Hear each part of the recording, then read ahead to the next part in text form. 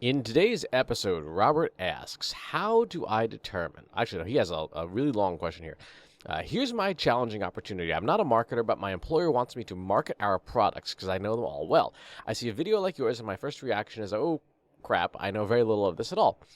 Since I am the lone marketer for the company, I need to focus on building up my skills in these areas that have the greatest ROI of my time and dimes. So how do I determine what marketing skills need to be my top priority for B2B marketing in fine and specialty chemicals?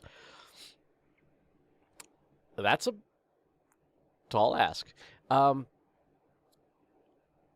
First, I would actually question why your employer doesn't have a marketing person, maybe not who may not be a subject matter expert in what your company does, but can help you do the marketing, because marketing is a very different beast these days. So we'll table that because the situation is what it is. The questions you'll likely have are what to do and how to do it. And what to do, given a huge list of potential skills in marketing, is dictated by the 6 W's in many ways. Who's your audience? What do they need? When do they need it? How do they find their information? Where do they go for help? You have an advantage in that you are a subject matter expert in the industry itself. As a scientist, as somebody who is essentially very much like the buyer, you have a good sense of what the problems are that the company is trying to solve, and or that your customers are trying to solve, and what solutions you have that fit those problems well. So answer those questions. That's a good first step. Who's your audience? What do they need? When do they need it?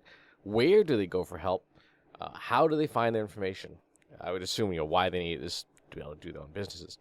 And that will help you get a sense of who this customer is in more detail. And the next step for you is going to be building out your customer journey as best as you can. Digital, if e-commerce is a part of your business that's significant. Regular, if it is, there's a whole bunch of offline as well. With the customer journey, remember that you're doing it from the customer's perspective, not the marketing operations perspective, right? So that means awareness, consideration, evaluation, purchase, ownership, loyalty, retention, and evangelism. So what does your company offer? What do you do? Or what is, actually, a better question is, what does the customer expect from you at each of those phases? When a customer comes to a company like yours and wants to know more about specialty chemicals, what kind of awareness do they have? Do they have awareness of a specific reagent type? Like, are they looking for technical grade peroxide, for example, hydrogen peroxide, 34%? If they are they looking for your company by name? Are they looking for something very, very specific? There are certain chemicals that only some vendors can have for legal reasons, right? I have to go to Sigma Aldrich to buy non-denatured anhydrous ethanol. That's very few people sell that, at least in the big jar. So that's the awareness stage. In consideration, what is the prime consideration? What is it that a customer makes a decision on, right? Is it that they are deciding on price, on quality, on shipping, on logistics, on customer care? Chemicals are commodities, right? They literally are commodities. And so is it just pricing? If so, you need to formulate a marketing strategy around that.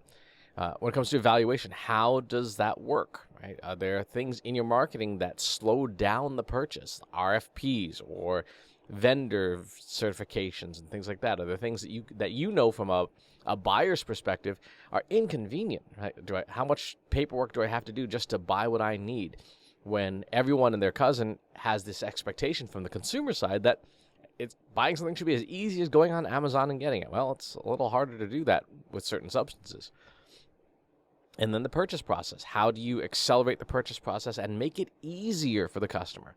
All of those things are marketing operations. The last thing I would say is, after you've mapped out the customer journey as best as you can, remember the core framework in marketing and business, right? STEM. Strategy, tactics, execution, and measurement. Figure out where you are personally the weakest. When you look at all those skills, this is in reference to a recent Do Something With Your Marketing video, all those skills are not necessarily necessary for your business. You have to map them to your strategy, your tactics, execution, and measurement. If you don't know a skill, then obviously that has to be taken out of the tactics section of the choices of what you do. So look at what's left and say that's the tactical part where we're starting. Again, I want to emphasize that if you have great, recent, relevant experience as a buyer, as the customer, you have a significant advantage over many marketers because you know what the customer's problems are and you know what makes for a good or bad customer experience. And that can go a long way towards mitigating specific marketing skills. Worry about that after you're sure that the purchasing experience itself is not a miserable experience. I mean, we've been working with this one vendor, a 9-month certification process to go through and just to be able to do business with this one company. It's absolutely crazy. It should not take 9 months in an era when, again, you can go on your phone, tap a button, and mysteriously within hours, some person in a white van drives up and flings something on your porch. Right? That's the gold standard. So map out that customer journey. Map out the skills then that you have that map to each stage of the journey. Map out the analytics and the metrics of where your company is in each stage of the journey. Where are you losing people? And then that is a good map for this is where you need to increase your own skills. And this is where you can see the highest impact. A real fun example, well, that's not fun, but back in the old days when I was working at a company, marketing kept getting requests from sales for ever increasingly crazy number of leads for a SaaS-based product.